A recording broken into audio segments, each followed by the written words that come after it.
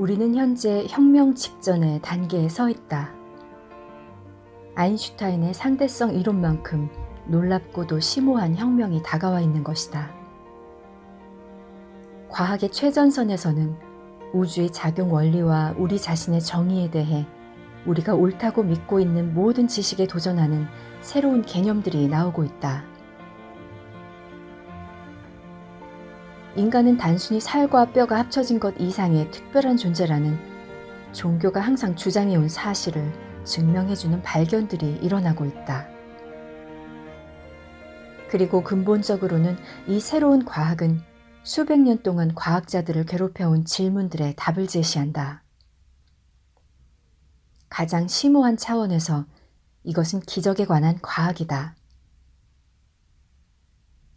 전 세계 각지에서 다양한 분야에 종사하는 훌륭한 과학자들이 수십 년 전부터 잘 설계된 실험을 수행해오고 있는데 거기서 나온 결과는 현재의 생물학과 물리학의 정면으로 반기를 드는 것들이다.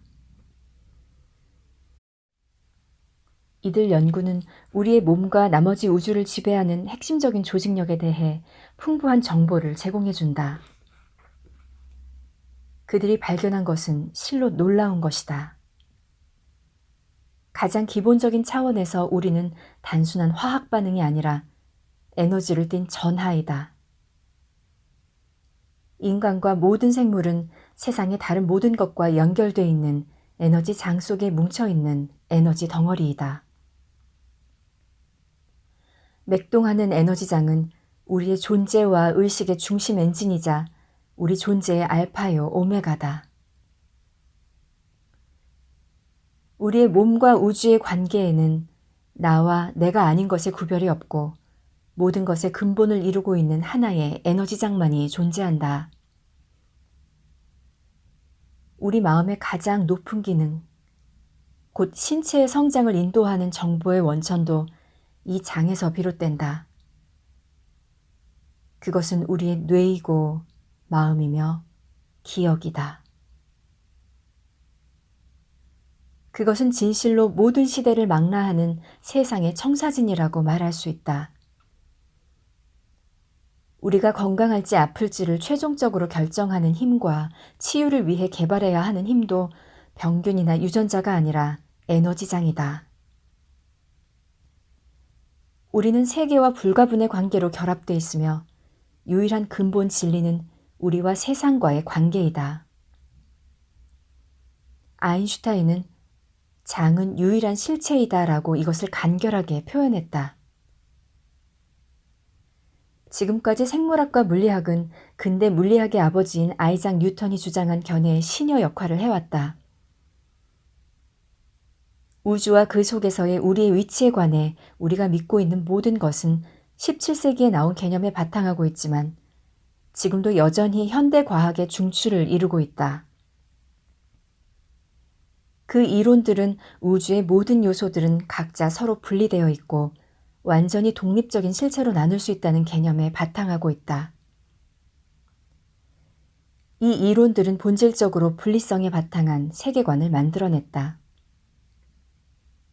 뉴턴은 개개 물질 입자가 시간과 공간 속에서 운동의 법칙에 따라 움직이는 물질 세계를 기술했는데 이것은 사실상 우주를 하나의 기계로 본 것이었다. 뉴턴이 운동의 법칙을 기술하기 전에 프랑스 철학자 르네 데카르트는 그 당시로서는 혁명적인 개념을 제시하였는데 마음으로 대표되는 우리는 마치 기름이 잘 칠해진 기계에 불과한 생명이 없는 신체라는 물질과는 다른 별개의 존재라는 것이었다. 우주는 따로따로 분리된 작은 물체들의 덩어리로 이루어져 있으며 그것들의 행동은 예측이 가능하다고 보았다. 그 중에서 특별히 분리되어 있는 존재가 인간이었다. 우리는 이 우주 바깥에 앉아 그 속을 들여다보고 있다. 심지어 우리의 몸조차 관찰하는 의식을 지닌 마음인 진짜 우리와 분리되어 있다. 뉴턴의 세계는 법칙에 따라 움직이는 세계였지만 그러한 세계는 궁극적으로는 외롭고 황량한 곳이었다. 우주는 우리가 그 속에 있든 없든 간에 거대한 톱니바퀴 장치처럼 계속 돌아갔다. 뉴턴과 데카르트는 놀라운 재주를 발휘하여 물질 세계에서 신과 생명을 제거하고 우주의 중심에서 우리와 우리의 의식을 제거했다. 그들은 우주에서 마음과 영혼을 끄집어냈고 그 뒤에 남은 것은 생명이 없는 부분들이 서로 뒤얽히며 작용할 뿐이었다.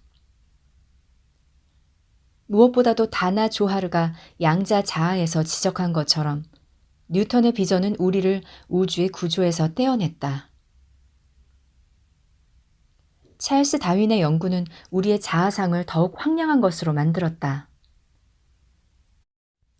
지금은 신다윈주의자들에 의해 약간 수정되었지만 그의 진화론은 임의적이고 약탈적이고 아무 목적 없는 외로운 생명에 관한 이론이다.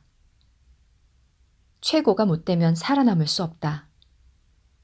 우리는 그저 진화상의 우연한 사고로 태어난 존재에 불과하다. 우리 조상의 생물학적 유산인 광대한 체스파는 오직 한 가지 사실로 압축되는데 그것은 바로 생존이다. 먹느냐, 먹히느냐. 인간성의 본질은 약한 연결고리를 효율적으로 제거하는 유전적 테러리스트이다. 생명은 나눔이나 상호 의존하고는 관계가 없으며 생명은 승리를 쟁취하는 것, 남들보다 앞서서 도달하는 것이다. 그렇게 해서 살아남을 수 있다면 그들은 진화의 나무에서 꼭대기에 올라갈 수 있다. 기계적인 세계관, 인간을 생존 기계로 보는 개념 등의 이러한 패러다임은 기술이 좌지우지하는 우주를 낳았지만 우리에게 정말로 중요한 진짜 지식은 전혀 밝혀내지 못했다. 정신적이고 형이상학적인 차원에서 봤을 때 이러한 패러다임은 가장 절망적이고 냉혹한 고립감으로 이끌 뿐이다. 우리는 어떻게 생각하고 생명은 어떻게 시작되었으며 왜 아프고 어떻게 세포 하나가 완전한 사람으로 자라나며 우리가 죽고 나면 의식에는 어떤 일이 일어나는가 등 우리 자신의 존재에 관한 가장 근본적인 수수께끼에 대해서도 전혀 답을 주지 못했다. 우리는 일상 경험 속에서 기계적이고 분리된 세계관이 옳음을 전혀 체험할 수 없는데도 불구하고 어쩔 수 없이 그러한 세계관을 받아들이는 수밖에 없었다. 많은 사람들은 우리의 존재가 이렇게 가혹하고 허무하다는 사실로부터 탈출하기 위해 종교에서 피난처를 찾으려고 한다. 종교는 일체성과 공동사회와 목적성에 관한 이상을 통해 구원의 손길을 일부 제공하긴 하지만 그 세계관은 과학이 제시하는 것과는 동떨어진다. 영적인 삶을 추구하는 사람은 상반되는 이 두 가지 세계관 사이에서 고민하면서 둘을 조화시키려고 애쓰지만 그러한 노력은 불거품으로 돌아간다. 20세기 초에 양자 물리학이 탄생하면서 분리된 세계는 완전히 무너지고 말았다. 양자 물리학의 개척자들은 물질의 가장 깊은 곳을 들여다보고 깜짝 놀랐다. 물질의 가장 작은 부분은 물질이 아니었고 심지어 고정된 어떤 실체도 아니었다.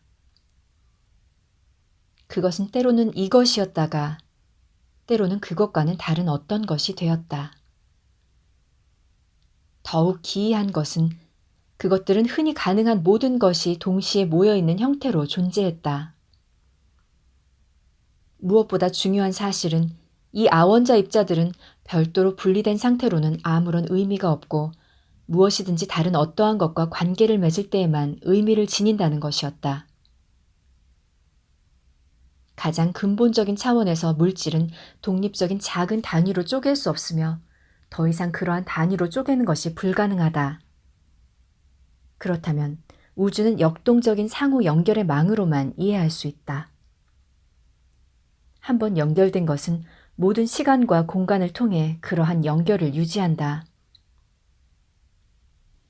시간과 공간 자체도 이러한 차원의 우주에는 더 이상 적용할 수 없는 임의적으로 만들어낸 개념으로 보인다.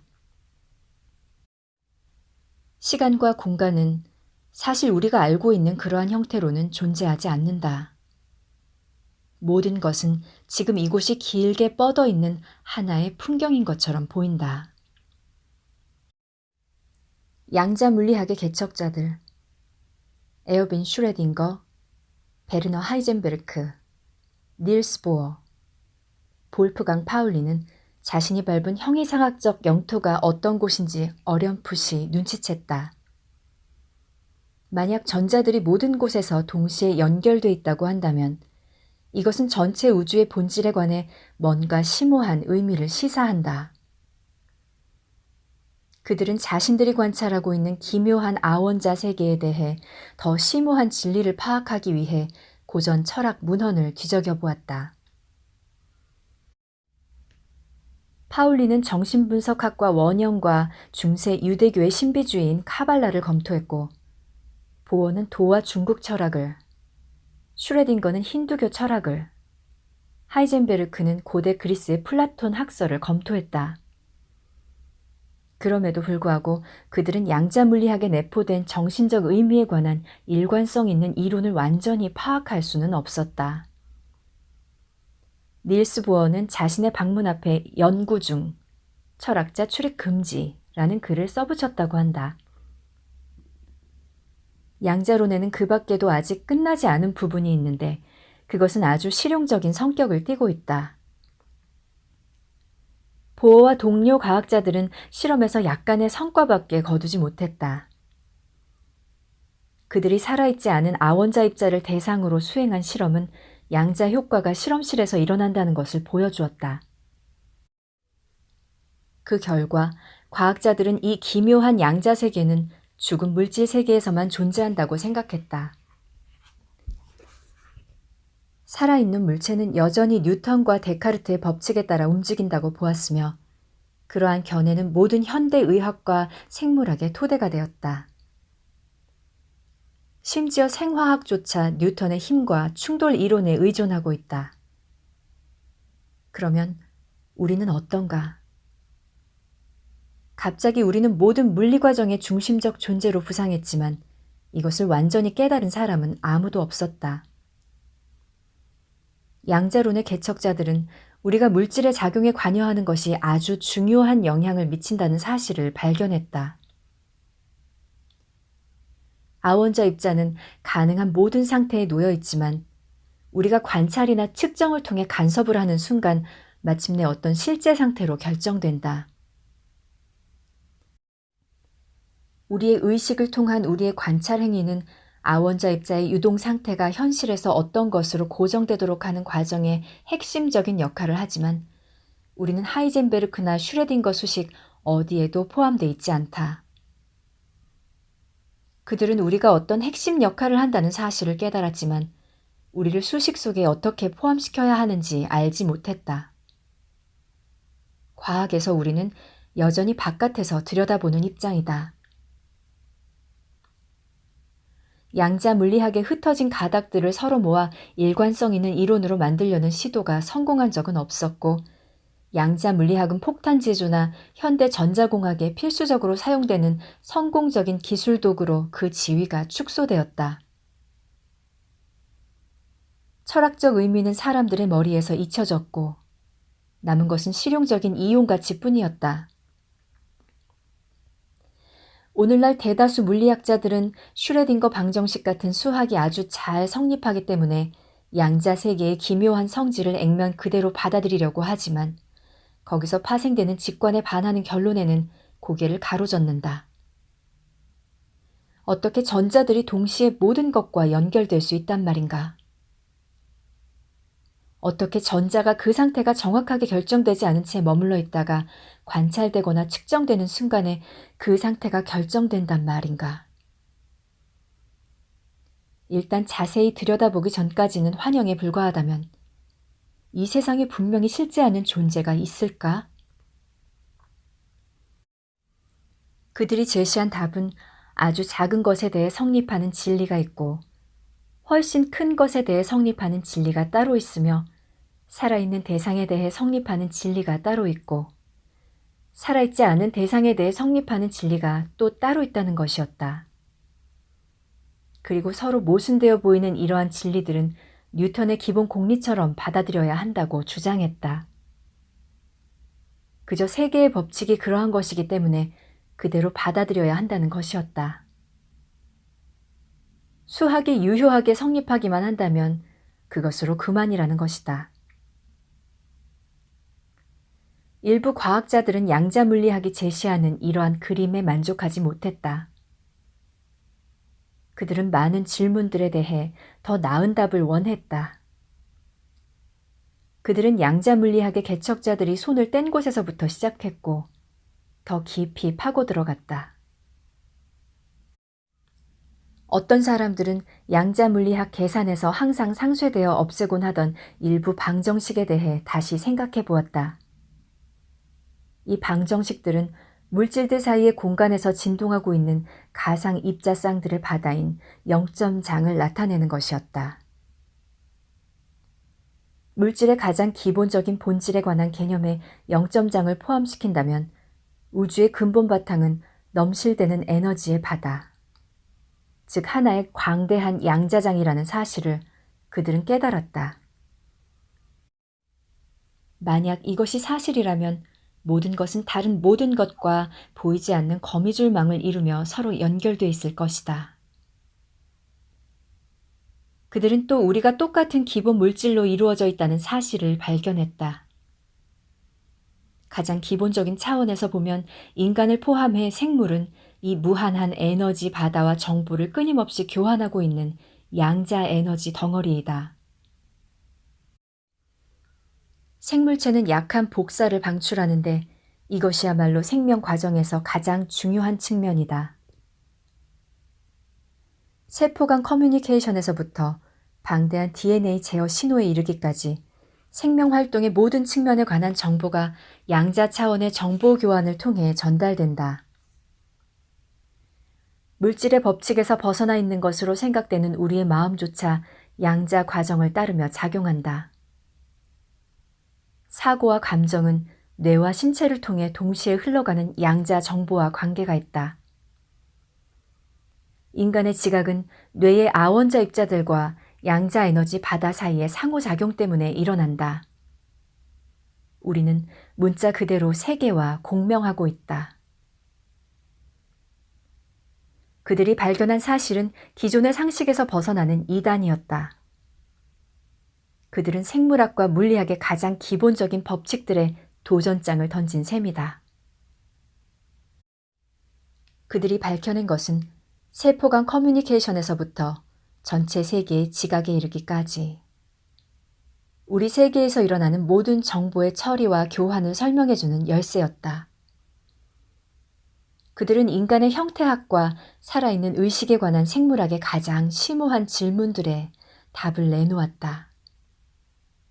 바로 이곳, 소위 죽어있는 공간에 생명 자체의 열쇠가 숨어있는지도 모른다. 무엇보다도 그들은 존재의 기본 바탕에서 우리 모두는 서로와 그리고 우주와 연결돼 있다는 증거를 발견했다. 과학 실험을 통해 우주 전체에 흐르고 있는 집단의식 또는 신학자들이 말하는 성령을 비롯해 다양한 이름으로 불리는 생명의 힘 같은 게 있을지도 모른다는 사실을 보였다. 또 대체의학이나 기도의 효과에서부터 사후의 삶에 이르기까지 수천 년 동안 인류가 믿어왔지만 확실한 증거나 설명을 제시할 수 없었던 모든 분야에 대해서도 그럴듯한 설명을 제시했다. 뉴턴이나 다윈의 세계관과는 달리 그들의 세계관은 생명을 고양시키는 전망을 제시한다. 그러한 개념들에 내포된 질서와 제어는 우리에게 큰 힘을 부여한다. 우리는 자연의 우연한 사고로 만들어진 존재가 아니다.